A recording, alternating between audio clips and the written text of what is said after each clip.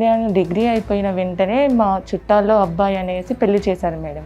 చాలా మంచోడు, జాబ్ చేస్తాడు, వెల్ సెటిల్ అనేసి పెళ్లి చేశారు. ఓకే. పెళ్లి చేశాక తెలిసింది మేడం అతను జాబ్ చేయడు, బేవస్గా తిరుగుతుంటాడు అనేసి. తర్వాత పెళ్ళి అయ్యాక తెలిసింది. టార్చర్ చేసేవాడు, కొట్టేవాడు మేడం, మాటలతోనే చిత్రహింసలు పెట్టేవాడు మేడం. ఆ టార్చర్ భరించలేక నేను చచ్చిపోవాలనేసి అనుకున్నాను మేడం.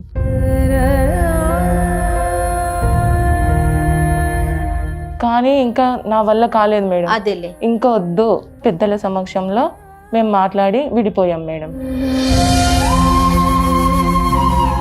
ఇంకా నాకు ఏ బంధం వద్దు అనుకొని నేను మళ్ళీ ఆ సిచ్యువేషన్ నుంచి బయటపడి హైదరాబాద్ వచ్చాను మేడం. కోర్సు చేస్తూ నాకు లక్కీగా సాఫ్ట్వేర్ జాబ్ వచ్చింది మేడం. సంతోషం. ఇది జాబ్ చేస్తున్నప్పుడు అసలు అక్కడే ప్రాబ్లం మొదలైంది మేడం.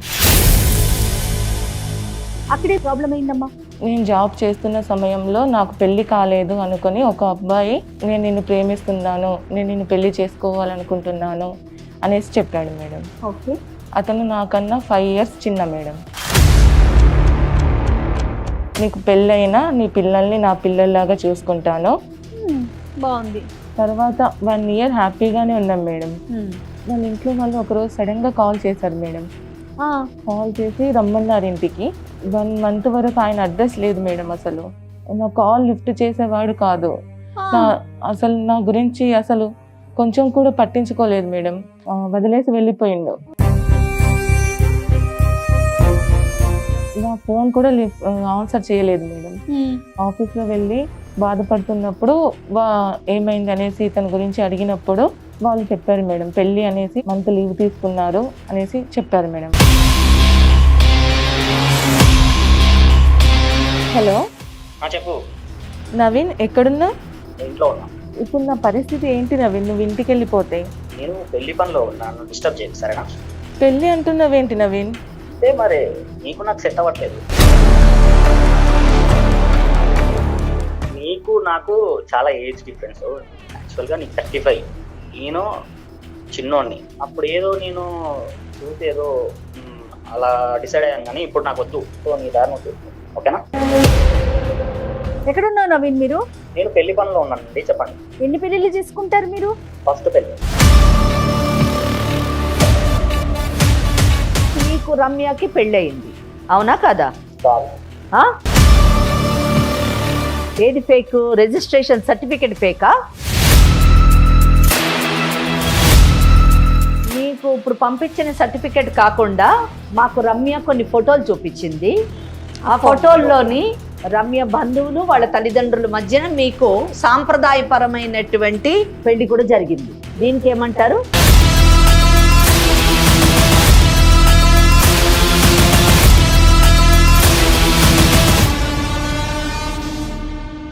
కాళ్లలో నొప్పి, నరాల వాపు వంటి లక్షణాలతో బాధపడుతున్నారా? వెరికోస్ వెయిన్స్ లో అత్యాధునిక చికిత్స Avis vascular centre. Avis hospital సమర్పించు లీగల్ అడ్వైస్ కార్యక్రమానికి స్వాగతం. నాతో పాటు అడ్వకేట్ వెంకటేశ్వరి గారు ఉన్నారు. నమస్తే అమ్మా. అమ్మ, సాధారణంగా ఎవరైనా సరే జీవితంలో ఒక్కసారి మోసపోతారు. కానీ మన దగ్గరకు ఒక అమ్మాయి వచ్చిందమ్మా, తన జీవితంలో 2 సార్లు మోసపోయి ఇంకా అసలు నాకు ఈ జీవితమే వద్దు, నా వల్ల కావట్లేదు, నేను ఇంతటితో ఆగిపోదాం అనుకుంటున్నాను, తనువు ఛాలెంజ్ చేయాలనుకుంటున్నాను అన్నట్లుగా వచ్చి నన్ను కలిసింది. అట్లా కాదమ్మా, ఒకసారి మాట్లాడదాము, మేడం ఉన్నారు, నీకు తగిన సలహాలు సూచనలు ఇస్తారు, నువ్వు ఎలా ముందుకు వెళ్ళాలో చెప్తారు అనేసి నేను చెప్పాను. చదువుకొని అంటే మన ముందు తరం ఆ ముందు తరాలను చూస్తే వాళ్ళకి చదువు తక్కువ ఉంటుంది, కానీ ఆత్మస్థైర్యం ఎక్కువ ఉంటుంది, చాలా ఎక్కువ. ఇప్పుడు అమ్మాయిల్లోని చదువు ఉంటుంది, సంపాదన ఉంటుంది, కానీ ఆత్మస్థైర్యం తక్కువ ఉంటుంది. అంతేకాకుండా సమాజంలో వచ్చినటువంటి సమస్యలను ఎదుర్కోవడానికి భయపడిపోతున్నారు. అమ్మాయిలు ముఖ్యంగా సమాజంలో వచ్చేటటువంటి సమస్యల్ని, అలాగే తమ జీవితంలో తలెత్తేటటువంటి సమస్యల్ని ఎదుర్కొనే స్థాయికి ఎదిగినప్పుడే నిజానికి రియల్ ఎంపవర్మెంట్, మహిళా సాధికారత అదేనేమని నేను అనుకుంటున్నాను. 100% true. It's golden words. Right, మరి అమ్మాయితో ఒకసారి మాట్లాడదాం. నమస్తే అమ్మా, నీ పేరేంటి? నమస్తే. నా పేరు Ramya madam. Okay, advocate Venkateswari అమ్మ. నమస్తే మేడం. నేను ప్రాపర్ ఖమ్మం మేడం. 15 years అవుతుంది మేడం నా మ్యారేజ్ అయ్యి. ఓకే. 2 పిల్లలు మేడం, ఒక బాబు ఒక పాప. నేను డిగ్రీ అయిపోయిన వెంటనే మా చుట్టాల్లో అబ్బాయి అనేసి పెళ్లి చేశారు madam. Arranged marriage. Arrange marriage. Very good. చాలా మంచోడు, జాబ్ చేస్తాడు, వెల్ సెటిల్ అనేసి పెళ్లి చేశారు. ఓకే. పెళ్లి చేశాక తెలిసింది మేడం, అతను జాబ్ చేయడు, ఉమ్. బేవస్గా తిరుగుతుంటాడు అనేసి. తర్వాత పెళ్లి అయ్యాక తెలిసింది. అంటే ఎందుకు జాబ్ చేయట్లేదు అంటే అదొక లక్షణమా అతనిలో ఉన్నటువంటిదా, లేకపోతే జాబ్ దొరక్క, లేకపోతే ఆయన వాట్ ఈస్ ద రీజన్ అతను జాబ్ చేయకపోవడానికి కారణం ఏంటి? అతనికి ఇష్టం లేదు మేడం జాబ్ Okay. చేయడం. ఎందుకంటే జయ మీరు చూడండి, మనిషికి చాలా అవలక్షణాలు ఉంటాయి. అమ్మా ఏ లక్షణమైన అవలక్షణమైన భరించవచ్చు, ఒక తాగుబోతున్నా భరించవచ్చు, ఇంకేమన్నా భరించవచ్చు, కానీ మనిషిలో బద్ధకం అన్నది ఉండి అమ్మో. బాధ్యత లేకపోవడం అన్నది చాలా అన్నిటికంటే పెద్ద వ్యసనం అండి. ఒక అమ్మాయి ఒక వర్డ్ యూజ్ చేసింది, బేవస్గా తిరుగుతూ ఉంటాడని. అవును. అలా తిరగడం అన్నిటికంటే పెద్ద వ్యసనం అన్నది నా ఉద్దేశం. కరెక్ట్ అమ్మా, కరెక్ట్, రైట్ మా చెప్పుమా. కానీ పెళ్ళైన తర్వాత ఇంకేం చేయలేను కదా మేడం, అందుకని భరించాను మేడం. మారుతాడేమో అనేసి భరించాను. ఇంట్లో పనులు కూడా చేసేవాడు, అంటే సంపాదించేవాడు కాదు మేడం. మరి ఎట్లా మీకు పోషణ ఎట్లా? తర్వాత నేను కొద్ది రోజులకు నేనే స్కూల్లో చెప్పడానికి వెళ్ళాను మేడం. 5,000కి శాలరీ మేడం, నేనే చెప్పడానికి వెళ్ళాను. అవి కూడా లాగుకునేవాడు మేడం నా దగ్గర నుంచి. ఇల్లు గడవడానికి నాకు కష్టం అయ్యేది మేడం. అయినా కానీ మారుతాడు అనేసి అనుకునేదాన్ని మేడం. కానీ మారకుండా ఇంకా ఎక్కువ అయ్యేది మేడం. టార్చర్ చేసేవాడు, కొట్టేవాడు మేడం, మాటలతోనే చిత్ర హింసలు పెట్టేవాడు మేడం. ఆ టార్చర్ భరించలేక నేను చచ్చిపోవాలనేసి అనుకున్నాను మేడం.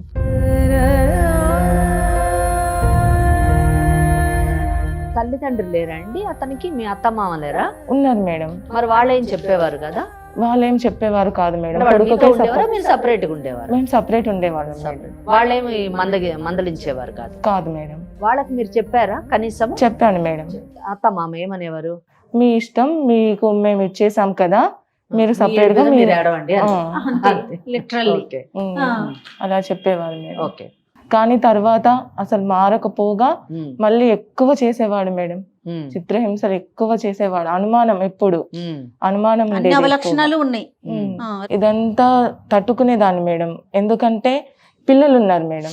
పిల్లలు కూడా ఉన్నారా? పిల్లలు ఎంతమంది పిల్లలు? 2 మేడం. 7 years బాబు, 5 years పాప మేడం. ఓకే. మా ఇంటికి వెళ్ళి మళ్ళీ డబ్బులు కావాలి, కట్నం కావాలి, ఇంకా నాకు తక్కువ ఇచ్చారు, నాకు ఇంకా కావాలి అనేసి వాళ్ళని కూడా కొట్టాడు మేడం. కాదమ్మా, 7, 5 years ఇద్దరు పిల్లల్ని పెట్టుకొని కూడా ఇంకా మారకుండా ఇంకా కొట్టడం, ఇంకా ఎన్ని సంవత్సరాలు భరిస్తావు? అది కాదు, ఇక్కడ మీరు గమనించదగ్గ విషయం ఏంటంటే 7 years బాబు ఉన్నాడంటే 8 years అయి ఉంటుంది మ్యారేజ్ అయ్యి. 8 సంవత్సరాలు ఈమె భరించడం అది కదా. ఆయనని పోషించాలి, ఎదురుపెట్టి పోషించాలి, ఆయన యొక్క అవలక్షణాలన్నీ భరించాలి, పైగా తన్నులు తింటూ ఉండాలి, కంటిన్యూ చేయాలి, అతని టార్చర్ ని భరించాలి. తర్వాత ఏమైందమ్మా? పిల్లల కోసం ఇవన్నీ భరించాను మేడం. అదేలే. కానీ ఇంకా నా వల్ల కాలేదు మేడం. అదేలే. ఇంకా వద్దు, నా పిల్లల్ని నేను చూసుకుంటా, ఇతను నాకు వద్దు అనేంత విరక్తి పుట్టింది మేడం నాకు. ఇంకా వదిలేద్దాం అనేసి మా పేరెంట్స్ కి చెప్పాను మేడం. వాళ్ళు కూడా ఓకే అన్నారు. ఓకే అన్నాక పెద్దల సమక్షంలో మేము మాట్లాడి విడిపోయాం మేడం. పెద్దల సమక్షంలో విడిపోయిన కోర్టు ద్వారానే తీసుకున్నారు కదా విడాకులు? అవును మేడం, కోర్టు ద్వారానే తీసుకున్నాం. ఎందుకంటే జయ గారు, ఇక్కడ నేను ఒక విషయం చెప్పాలనుకుంటున్నాను, అంటే చూస్తున్నటువంటి ఆడియన్స్ కి చెప్పాలనుకుంటున్నాను. చాలా మంది పల్లెటూర్లలో కానీ ఈవెన్ సిటీలో కూడానండి, మా పెద్దలు కూర్చొని విడాకులు ఇచ్చారండి అని ఏదో వాళ్ళు రాసుకున్న పత్రం తీసుకొని వస్తారు, లేదా పోలీస్ స్టేషన్ లో విడాకులు తీసుకున్నామండి అని వస్తుంటారు, లేదా కుల పెద్దలు లేదా గ్రామ పెద్దల మధ్యన విడాకులు తీసుకున్నామండి అని వస్తుంటారు. ఇలా తీసుకున్న ప్రతి ఒక్కరికి చెప్పదలుచుకున్నాను, లేదా భవిష్యత్తులో ఇలా ఎవరైనా తీసుకోవాలని ఆలోచన ఉంటే కానీ చెప్తున్నాను, ఈ విడాకులన్న ఈ పత్రాలు ఇవన్నీ ఏవి చెల్లుబాటు కాదండి.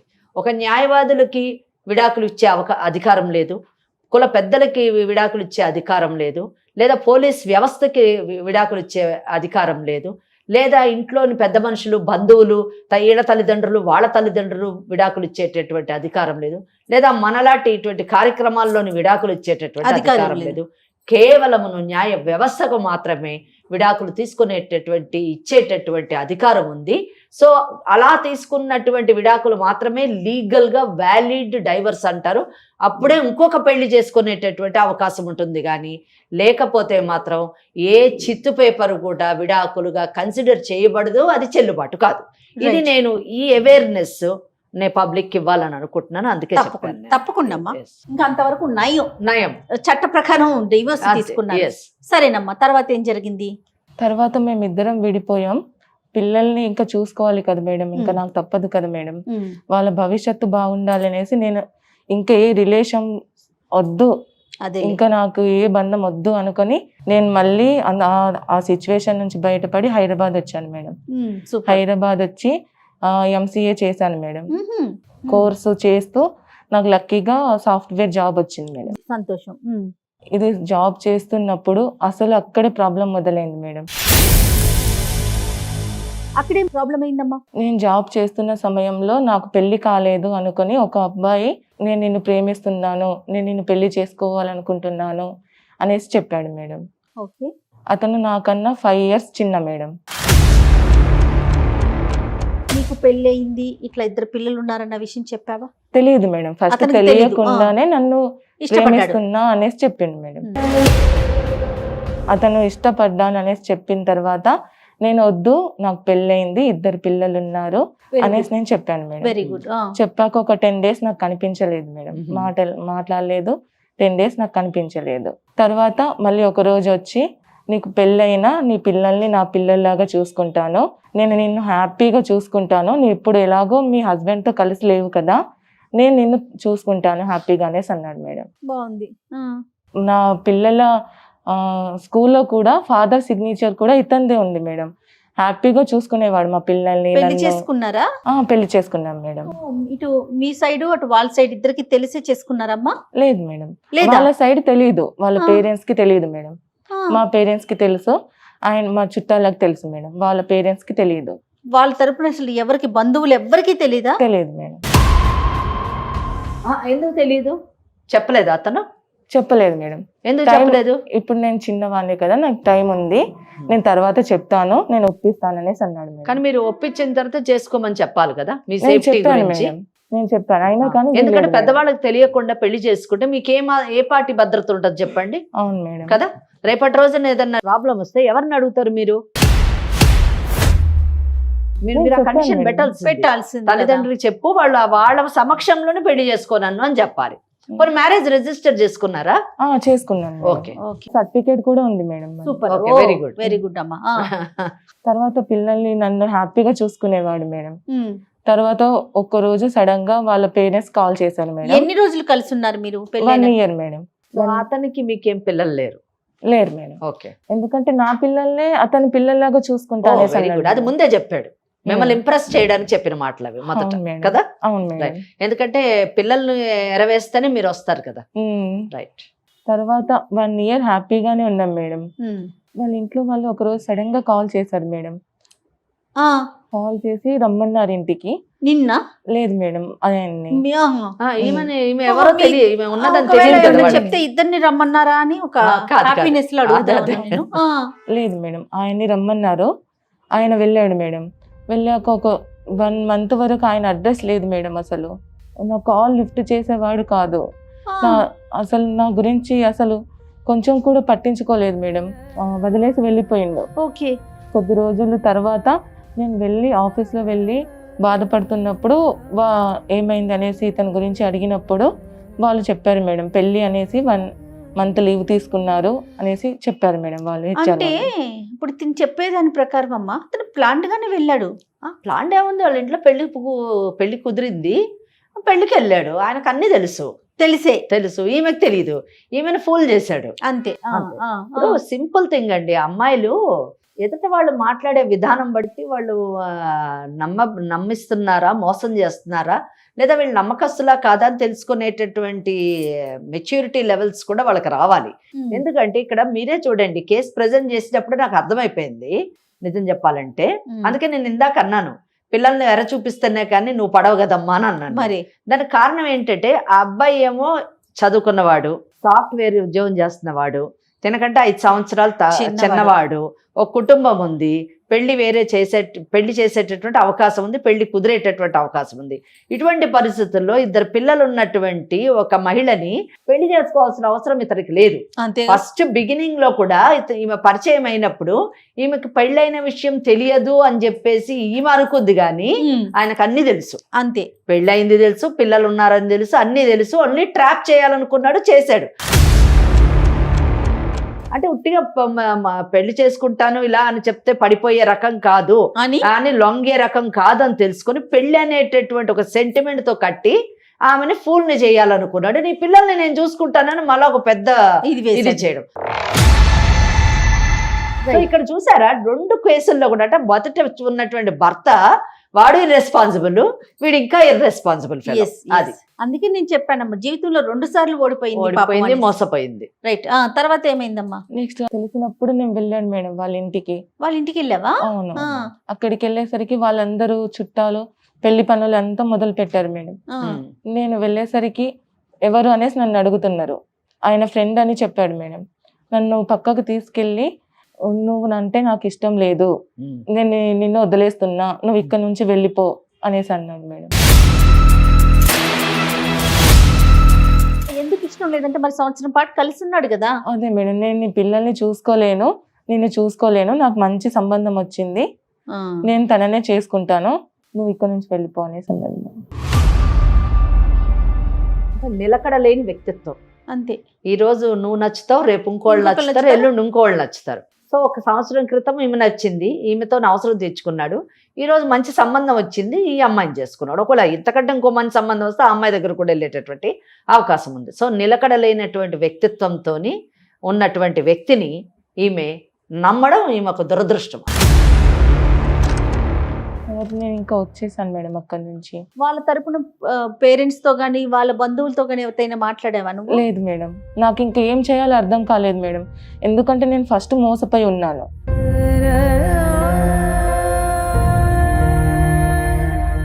మరి ఇంట్లో మీ పేరెంట్స్ కి చెప్పావమ్మా? చెప్పలేదు మేడం, ఎందుకంటే మళ్ళీ ఇప్పుడు కూడా ఈ సిచ్యువేషన్ తెలిస్తే వాళ్ళు ఏమైపోతారనేసి భయపడి నేను చెప్పలేదు. నన్ను ఏం చేయమంటారు మేడం ఇప్పుడు? మీకేం కావాలి అన్నది మొదట మీరు నిర్ణయం తీసుకుంటే దాని ప్రకారము తప్పకుండా చట్టాన్ని ఆశ్రయించవచ్చు. మీరు ఏం కావాలనుకుంటున్నారు? అటువంటి వ్యక్తితో మీరు కొనసాగాలనుకుంటున్నారా? ఇలాంటి మోసగాడితో నీ జీవితానికి ఎప్పుడు భద్రత ఉండదు. మీ పిల్లల్ని అయితే ఏ విధంగా అతను చూసుకోడండి 100% కదా. అయినా కానీ ఇప్పుడు అబ్బాయి పెళ్లి అయిపోయిందా?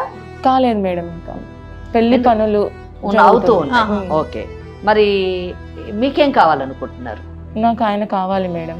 ఓకే, ఆయన కావాలి. ఎందుకంటే నా పిల్లలు ఉన్నారు కదా మేడం. ఫస్ట్ నేను మోసపోయాను, మళ్ళీ వీళ్ళకి నేను చెప్పుకోవాలి కదా మేడం. అంటే మీకు నమ్మకం ఉందా? ఓకే, కావాలన్నారు, చాలా బాగుంది, పెళ్లి చేసుకున్నారు కాబట్టి నా భర్త నాకు కావాలి అనడంలో తప్పులేదు, అది మీ హక్కు. కానీ ఇటువంటి వ్యక్తి, మోసం చేసేటటువంటి వ్యక్తి, నమ్మడానికి వీలు లేనటువంటి వ్యక్తి, నిలకడత్వం లేనటువంటి వ్యక్తి, ఏమాత్రం మీ బిడ్డల బాధ్యత తీసుకోవడానికి అంగీకరించినటువంటి వ్యక్తి, అంటే వివాహమే మోసం మీద నడిచింది, ప్రారంభమైంది. అటువంటి వ్యక్తి తోని భవిష్యత్తు బాగుంటుందని మీకు నమ్మకం ఉందా? నమ్మకం ఉందా? ఆ వ్యక్తి మిమ్మల్ని జీవితాంతం జాగ్రత్తగా చూసుకుంటాడు, మీ పిల్లల్ని జాగ్రత్తగా చూసుకుంటాడు అని నమ్మకం మీకుందా? అంటే తను ఏం చెయ్యాలో తెలియని పరిస్థితి అమ్మా. తను నమ్మాలో నమ్మకూడదో కూడా పాపం తనకు అర్థం కావట్లేదు. కరెక్టే, కానీ ఒకటి చూడండి జయ గారు, ప్రతి బంధాన్ని పటిష్టం చేయాలి అనేటటువంటి ఆలోచన చాలా మంచి ఆలోచన. కానీ బంధం, మనుషులు లేదా ఆ రిలేషన్షిప్ బంధం పటిష్టం కావచ్చు, కానీ మనసులోని ప్రేమ బాధ్యతని ఎవరైనా పెంచగలరా? అసలు అటువంటి చట్టాలు ఉన్నాయా?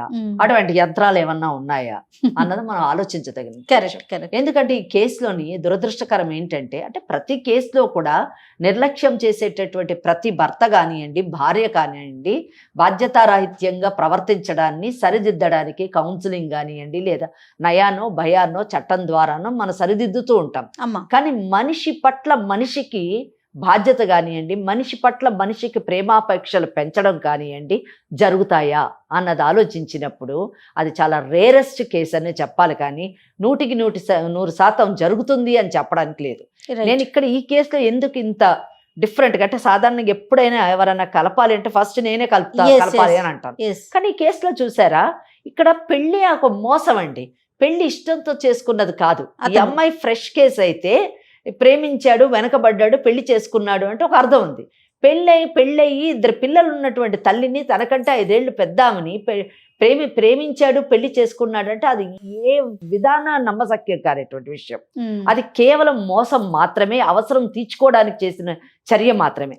అటువంటి వ్యక్తి తన బాధ్యతని భవిష్యత్తులోని నిర్వర్తిస్తాడా ఆ బిడ్డలకి ఆ వ్యక్తి నుంచి భద్రత ఉంటుందా, ఈమెకు భద్రత ఉంటుందా, ఈ జీవితం కొనసాగుతుందా అనేటటువంటి ప్రశ్నలు చాలా నా మైండ్లో తలెత్తాయి. కాబట్టి ఆ అమ్మాయిని అడుగుతున్నాను, పర్వాలేదు మేడం, ఎలా ఉన్నా పర్వాలేదు, పెళ్ళంటూ అయ్యింది కాబట్టి సమాజం గురించి అయినా నాకు ఒక ప్రొటెక్షన్ గురించి అన్నా ఉండాలి, కంటిన్యూ చేయాలనుకుంటున్నాను, ప్రొటెక్ట్ చేయండి మేడం అంటే అది వేరే విషయం. లేదు మేడం, ఇటువంటి వ్యక్తితో నేను ఉన్నా ఒకటే లేకున్నా ఒకటే, నా బిడ్డల్ని నేను పెంచుకొని నేను ముందుకు సాగుతాను. ఎందుకంటే ఆమె ఫస్ట్ మ్యారేజ్ బ్రేక్ అయినప్పుడే నాకు అసలు ఈ పెళ్లి ఈ జీవితం వద్దని విరక్తి చెందాను మేడం అని చెప్పి. అవునవును. ఇప్పుడు సెకండ్ టైం కూడా ఇలా జరిగినప్పుడు డెఫినెట్లీ అదే ఆలోచన ఆమెకు కలిగి ఉండొచ్చు.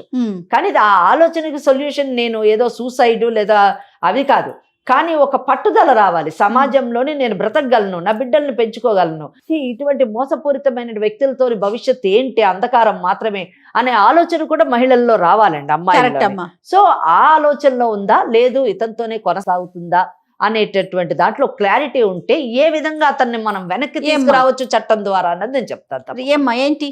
నా పిల్లల కోసమైనా నేను కలిసి ఉండాలి మేడం. చాలా సంతోషం అండి, ఈమె మంచి నిర్ణయం తీసుకుంది జయ గారు. ఎందుకంటే పిల్లల గురించి నాకు ఆయన కావాలి అని అడిగింది. ఎందుకంటే తండ్రి లేనటువంటి బిడ్డలు ఎటువంటి మానసిక క్షోభకి లోనవుతారు, సమాజంలో వారు ఎన్ని అవమానాలను పొందుతారు అన్న విషయాన్ని ఆమె గమనించడం చాలా గొప్ప విషయమే. రెండోది, భర్త లేకపోతే సమాజంలోని ఆమె ఎటువంటి అగచాట్లు పడాల్సి వస్తుంది, ఎటువంటి అవమానాలకు లోను కావాల్సి వస్తుంది అన్న విషయాన్ని కూడా ఆమె గుర్తించింది. ఈ రెండింటిని దృష్టిలో పెట్టుకొని భర్త కావాలని కోరుకుంటుంది. కాబట్టి మీరు ఒక్కసారి అతనితో మాట్లాడండి. అతను ఆ మాటలు మనం చెప్పినటువంటివి అంటే అతను ఏమంటాడో, అతను ఎందుకు ఈ అమ్మాయిని వద్దనుకుంటున్నాడు, అసలు ఈ అమ్మాయి తరఫున ఏమన్నా తప్పులు ఉన్నాయా అన్న విషయం మనం తెలుసుకోవాలి.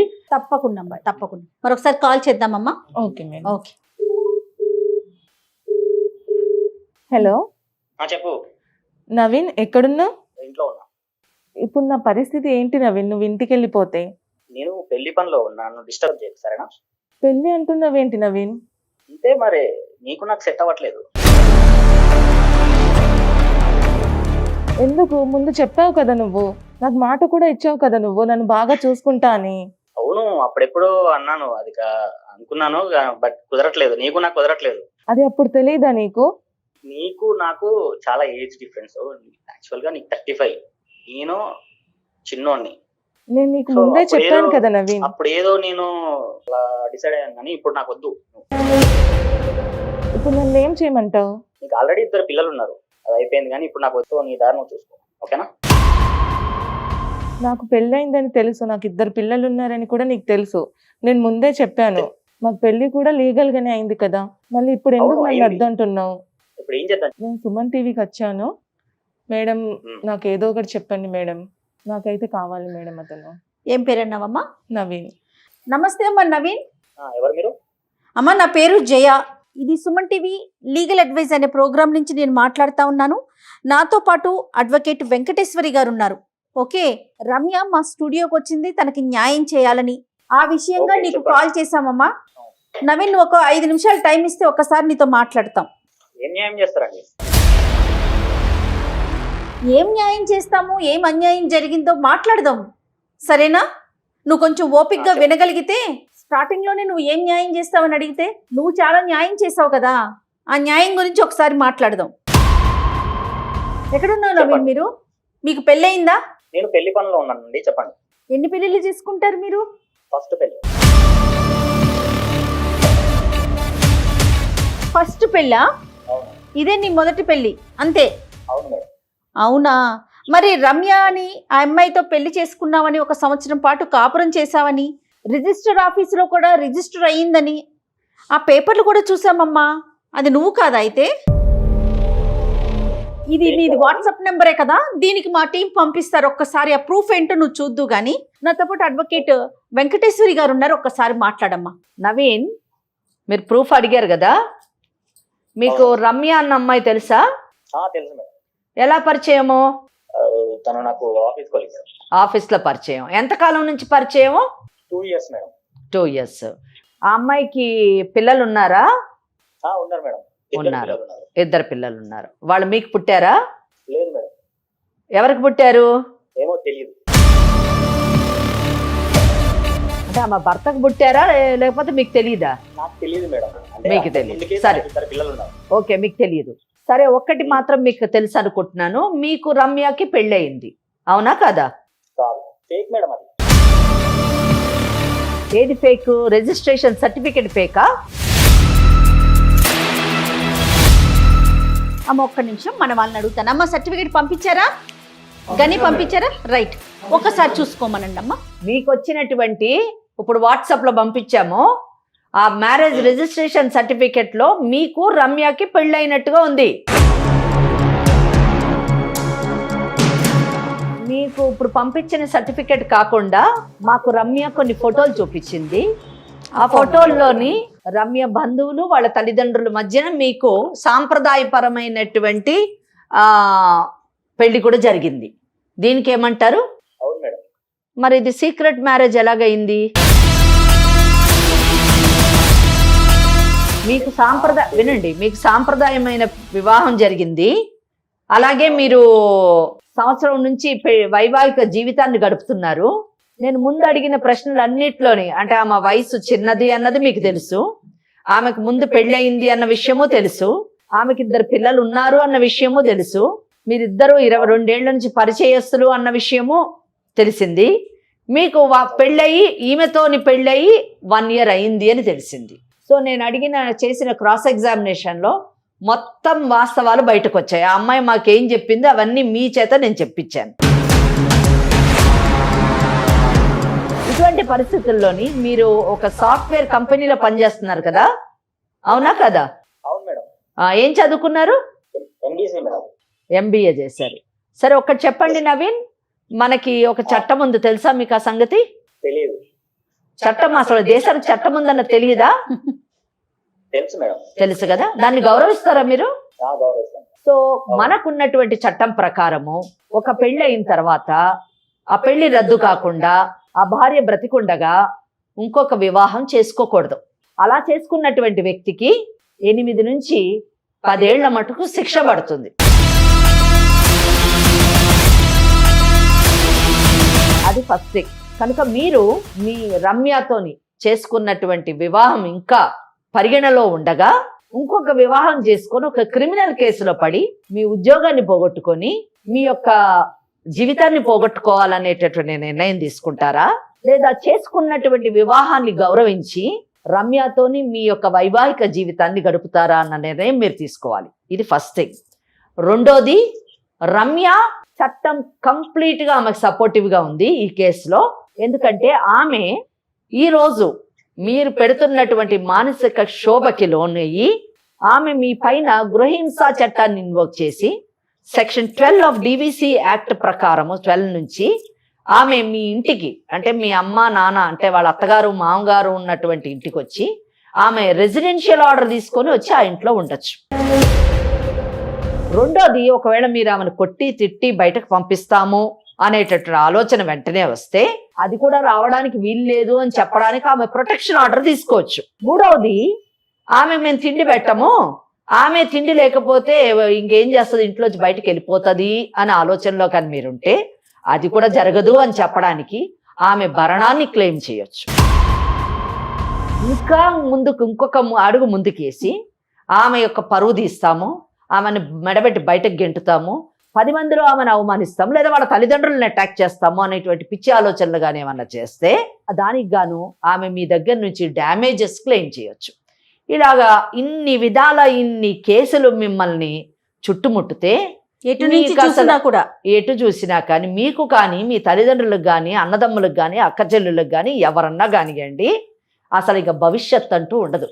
జీవితం అంతా అంధకారం, జీవితం అంతా ఒకటి కోట్లు చుట్టూ తిరుగుతూ ఆ ఇచ్చేటటువంటి వాళ్ళు అంటే మీకు ఇప్పుడు ఎవరో పెళ్లి సంబంధం కుదిరిందన్నారు కదా, వాళ్ళకి మీకు పెళ్ళి అయ్యి భార్య ఉందన్న సంగతి తెలిసి ఉండకపోవచ్చు. ఇప్పుడు మేము మీ రిజిస్ట్రేషన్ సర్టిఫికేట్ని మీకు మీ పెళ్లి ఫోటోగ్రాఫర్ని అన్నీ వాళ్ళకి పంపిస్తాం. అవి చూసిన తర్వాత కూడా వాళ్ళ అమ్మాయిని మీకు ఇచ్చి పెళ్లి చేశారంటే వాళ్ళకంటే మూర్ఖులు లేరు, వాళ్ళు వాళ్ళ అమ్మాయి యొక్క గొంతు కోయడానికి సిద్ధమయ్యారు అని అర్థం చేసుకోవాలి మనం. కనుక మీకు ఏ విధంగా కూడా పెళ్ళి అయ్యేటటువంటి అవకాశం లేదు. మీకు పెళ్లి అయ్యింది, ఈయన వేరే పెళ్లి చేసుకోవడానికి ప్రయత్నిస్తున్నాడు అని ఆమెకు పబ్లిక్ నోటీస్ కూడా ఇచ్చేటటువంటి అవకాశం ఉంది. కనుక పిచ్చి వేషాలు వేయకుండా ఒక చదువుకున్నటువంటి వ్యక్తిగా, ఒక యంగ్స్టర్గా వైవాహిక జీవితాన్ని గడపడానికి సిద్ధమయ్యి వివాహ బంధానికి విలువనివ్వండి, మన చట్టాన్ని గౌరవించండి. లేని పక్షంలోని చాలా మీ జీవితం అస్తవ్యస్తమై అంధకారం అయిపోతుంది. Please try to understand and please drop the idea of getting married again and kindly lead your marital life with Ramya and be happy. Okay, వినిపించిందా నవీన్? నాకు ఇష్టం లేదు తను. ఇష్టం లేకపోతే ఒక పని చెయ్యి. ఇష్టం లేకపోతే నువ్వేం చేయాలనుకుంటున్నావు అది చెయ్యి. ఆమె చేత మేము ఏం చెయ్యాలో అది చేయిస్తాము. ఇప్పుడు చెప్పిన కేసులన్నీ వేయిస్తాము. ఆ తర్వాత నువ్వే వచ్చి నువ్వే నాకు కావాలి, నువ్వే దేవతవని కాళ్ళు పట్టుకుంటావు. కాదు నవీన్, అర్థమైందా? నవీన్ అసలు మీరు ఏం మాట్లాడుతున్నారు? మేడం ఎంత క్లియర్ గా చెప్తా ఉన్నారు. నీకు ఎన్ని సెక్షన్లు ఉన్నాయి, ఎన్ని చట్టాలు ఉన్నాయి, ఎటు నుంచి చూసినా కూడా మొత్తం పూర్తిగా ఆ అమ్మాయికి సపోర్టివ్ గా ఉన్నాయని చెప్తా ఉన్నా కూడా నాకు ఇష్టం లేదు. అదొకటే మాట. మీకు ఇష్టం లేకుండా ఎందుకున్నారు మరి? ఒక సంవత్సరం పాటు అమ్మాయితో ఎందుకున్నావు? అమ్మాయి పెద్దదని తెలీదా? 2 పిల్లల తల్లి అని తెలీదా? ఏం మాట్లాడుతున్నావు? నీ ఇష్టమే అంతా. మనం ఒక సమాజంలో ఉన్నామమ్మా. ఏమి అడవుల్లో అరణ్యాల్లో లేవు నీ ఇష్టం వచ్చినట్టు నువ్వు బిహేవ్ చేయడానికి. కాదు, ఒక అడ్వకేట్ మేడం నీకు ఇన్ని సెక్షన్లు ఉన్నాయిరా నాయనా, నీకు ఇంత శిక్షలు పడే అవకాశాలు ఉన్నాయి, నీతో పాటు నీ కుటుంబం, నీ భవిష్యత్తు అంతా నాశనం అవుతుందని చెప్పినా మొత్తం విని నాకు ఇష్టం లేదని ఒక 1 word లో చెప్తున్నావు నువ్వు. ఇష్టం లేదని అలాగే ఉండు. ఫస్ట్ నీ జాబ్ తీయిస్తాము. క్రిమినల్ కేసు వేస్తే ముందు జాబ్ ఊడిపోతుంది. ఆ తర్వాత మీ అమ్మ నాన్న ఎవరెవరు ఉన్నారు అందరు లోపలికి వెళ్తారు. వాళ్ళని చూస్తూ ఆనందిద్దు. నువ్వు పెళ్లి కూడా చేసుకున్నావు, ఇంకో పెళ్లి. ఆ పెళ్లి చేసుకున్న తర్వాత జైల్లో 8 సంవత్సరాలు మీ చేసుకున్న అమ్మాయిని కూడా బెటరు కాపురం చేయడానికి. అర్థమైందా? నువ్వు ఒక్కడమే ఉంటావు జైల్లో. పిచ్చి మాట మాట్లాడద్దు. తెలివిగా ఆలోచించడానికి ట్రై చేయి. మూర్ఖంగా పిచ్చి పిచ్చిగా మాట్లాడద్దు. చదువుకున్నవాడివి. నాకు కొంచెం టైం ఇవ్వండి మేడం. ఇలా అన్నావు బాగుంది. టైం ఇచ్చేదే ఉంది. నీకు టైం ఇచ్చినా 10 ఏళ్ళు టైం ఇచ్చినా 10 రోజులు టైం ఇచ్చినా నీకు వేరే ఆప్షన్ లేదు. ఇది ఒకటే ఆప్షన్ అంతే. అర్థమైందా? ప్రతి ఒక్కరికి నీ లైఫ్ ని 2 ఆప్షన్స్. నీకు లైఫ్ ని నాశనం చేసుకుంటావా భవిష్యత్తుని, లేదా చక్కగా హ్యాపీగా ఉంటావా? ఈ రెండిట్లో సెలెక్ట్ చేసుకోవడానికి పెద్ద టైం అక్కర్లేదు. అర్థమైందా? నువ్వు ఫస్ట్ మమ్మల్ని అప్రోచ్ కా అమ్మా, మా దగ్గరికి రా. ఇంకొక విషయం అమ్మా, వాళ్ళ పేరెంట్స్ ని ఒప్పించుకోవాల్సిన బాధ్యత కూడా అబ్బాయిదే ఉంది. మనకెవరికి లేదు, అమ్మాయికి లేదు, మనకి లేదు. ఏమంటారమ్మా? అంతే. ఎందుకంటే మిస్టేక్ చేసింది ఒకటి గుర్తుపెట్టుకో నవీన్, రమ్యకి ఏం ఫరక్ పడదు. ఆల్రెడీ ఒక భర్తకు విడాకులు ఇచ్చింది. నిన్ను కూడా గెట్ లాస్ట్ అనొచ్చు, కానీ నిన్ను మాత్రం ఉట్టికి గెట్ లాస్ట్ అనదు. అన్ని నేను చెప్పిన కేసులు అన్ని వేయించి నీకు బుద్ధి చెప్పి మరీ గెట్ లాస్ట్ అంటది. కనుక అనవసరంగా మిమ్మల్ని కలుస్తా మేడం. నేను కలవండి, కలిసి సెటిల్ చేసుకోండి. ఓకేనా? మిమ్మల్ని ఏం బెదిరించాలన్నది మా ఉద్దేశం కాదు. ఉన్న చట్టాన్ని మీకు చెప్పాము, మీరు బాగుండాలన్నదే మా కోరిక. ఓకేనా అమ్మ? ఈ సందర్భంగా నేను కూడా ఇంకొక విషయం చెప్తున్నానమ్మా, ప్రేక్షకులందరికీ తెలియాలని కూడా. 1 సైడెడే వింటున్నారా వీళ్ళు? రమ్య అంటే ఎవరో ఒక బాధితురాలు వచ్చి మాట్లాడేస్తే అయిపోతుందా అనుకుంటున్నారేమో. మన టీం అంతా కూడా ప్రాపర్గా, ఎవరైనా మన దగ్గరికి వాళ్ళ సమస్య ఉందని వచ్చినప్పుడు ప్రాపర్గా ఎంక్వైరీ చేసి, ఇప్పుడు మీకు ఆ రిజిస్ట్రేషన్ ఫామ్ మీకు చూపించాను. అమ్మాయి పెళ్లి అమ్మాయి పెళ్లి ఫోటోలు మీరు చూసారు ఒక అడ్వకేట్ గా. అవన్నీ తీసుకున్న తర్వాతే మనం అదర్ సైడ్ క్లయింట్ తో మాట్లాడుతున్నామమ్మా. మేము కూడానండి. ఇప్పుడు కోర్టు అయినా కూడా ఎవరో ఆడపిల్ల వచ్చింది కదా, ఏడ్చేస్తుంది కదా అని ఏం నమ్మమండి. అన్బయాస్డ్ ఉంటాము. 2 వైపులు విన్న తర్వాతే తీర్పుడు ఇవ్వడం జరుగుతుంది.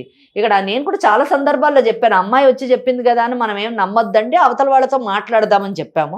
ప్రతి కేసులో కూడా మనం మాట్లాడుతున్నాం, వాళ్ళది విన్న తర్వాతే మనము ఒక నిర్ణయానికి వస్తున్నాం. కానీ వితండవాదం చేసేసి నేను అన్నదే కరెక్ట్, ఈ దేశంలో చట్టం లేదు ఏం లేదు, నేనే చట్టం అని మాట్లాడితే మాత్రం ఉపేక్షించమండి. నవీన్, మీరు యాజ్ ఎర్లీ యాజ్ పాసిబుల్ వచ్చి మేడంని కలవండి. దాన్ని బట్టి తర్వాత చూసి ఏం చేయాలో చెప్తారు madam. Right? Okay madam. Right. Okay అమ్మా, తనకి ఏం చెప్తారమ్మా మీరు? ఏం లేదమ్మా, నీవు తీసుకున్నటువంటి నిర్ణయం చాలా మంచి నిర్ణయం. మంచికో చెడుకో అతన్ని పెళ్లి చేసుకున్నావు, అతనితోనే జీవితాన్ని గడుపుతా అంటున్నావు. ఈ యొక్క ఉద్దేశాన్ని, నీ యొక్క లక్ష్యాన్ని నేను అభినందిస్తున్నాను. తప్పకుండా నీ యొక్క డిస్టర్బ్డ్ మ్యారిటల్ లైఫ్ని తప్పకుండా సరిదిద్దుతాము. అతన్ని రమ్మన్నాం కదా, మా దగ్గరికి వచ్చిన తర్వాత మంచి కౌన్సిలింగ్ ఇచ్చి అతనికి చట్టం ఏంటో చెప్పి తను తీసుకునేటటువంటి నిర్ణయం మీ ఇద్దరు భవిష్యత్తు బాగుండేటట్టు మీ పిల్లలతో పాటు అలాగే చూస్తాము. తన భవిష్యత్తు పాడు చేసుకోవద్దని అతనికి నచ్చజెప్తాము. నీ యొక్క జీవితాన్ని సరిదిద్దడానికి ఈ legal advice program Suman TV వాళ్ళది, ఈ ప్రోగ్రాం ద్వారా నీ జీవితాన్ని సరిదిద్దుతాము. అయితే ఒకటి, నువ్వు కూడా ప్రతి ఒక్కరిని నమ్మడం మానేసేయాలి. మానేసి నువ్వు కూడా నీ భర్తని అంటే ఇప్పుడు నవీన్ని ఎంత మటుకు ఒకటి మంచి రిజిస్టర్ మ్యారేజ్ చేసి మంచి నిర్ణయం తీసుకున్నావు. అలాగే భవిష్యత్తులో కూడా నువ్వు ఏ నిర్ణయం తీసుకున్నా కానీ కాస్త ఆలోచించి నిర్ణయం తీసుకో. అతనితోని నువ్వు జీవితంలో మంచిగా ఉండి నీ పిల్లల యొక్క బాధ్యతని నిర్వర్తించి వాళ్ళ ఒక మంచి పౌరులుగా తీర్చిదిద్దాలి. అదే నువ్వు చేయాల్సిన పని. అమ్మ నీ జాబ్ మాత్రం జాగ్రత్త తల్లి. ఈ పనుల్లో పడి నీ జాబుని నెగ్లెక్ట్ చేయకు, అదే నీకు అస్త్రం. సరేనా? ఓకే అమ్మా, నమస్తే అమ్మా. థ్యాంక్ యూ సో మచ్ అమ్మా, నమస్తే.